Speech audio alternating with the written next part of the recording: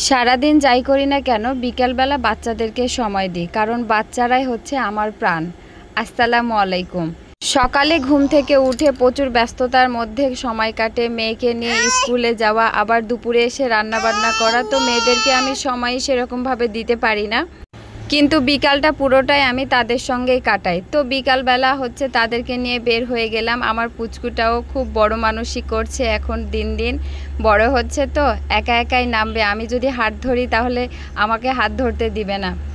মাশাআল্লাহ দিন দিন বড় হচ্ছে আমার মেয়েটা।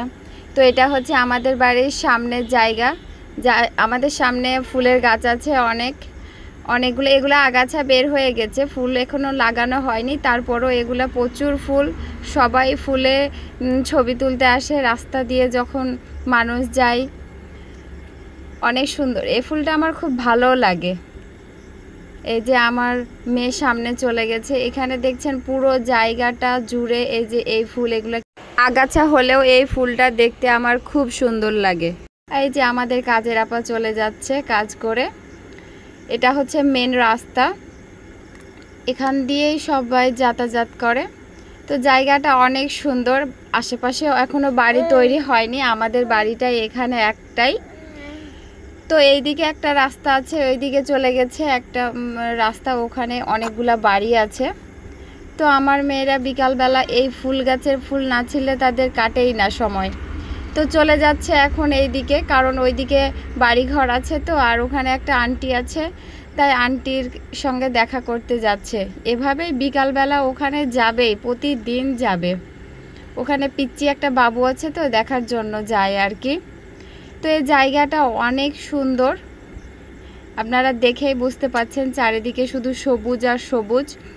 এই লেবু গাছটাতে অনেক লেবু হয়, লেবু বাগান এটা। শুধু লেবু না, অনেক গাছ আছে এখানে। তো চলে যাচ্ছে আমার দুইটা রাজকুমারী, দুইজনের হাত ধরে। সামনে এই জায়গাটাতে প্রচুর জঙ্গল। আসলে এই রাস্তা দিয়ে তেমন মানুষজন যাতায়াত এখনও করে না, তার জন্য এত জঙ্গল থাকে, জঙ্গল বাড়ি আমরা বলি।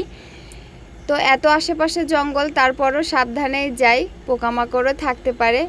তবে এটা যাওয়ার জন্য এখানে একটা বড় ড্রেন আছে, ড্রেনটা পার হয়ে ওই পারে যেতে হয়।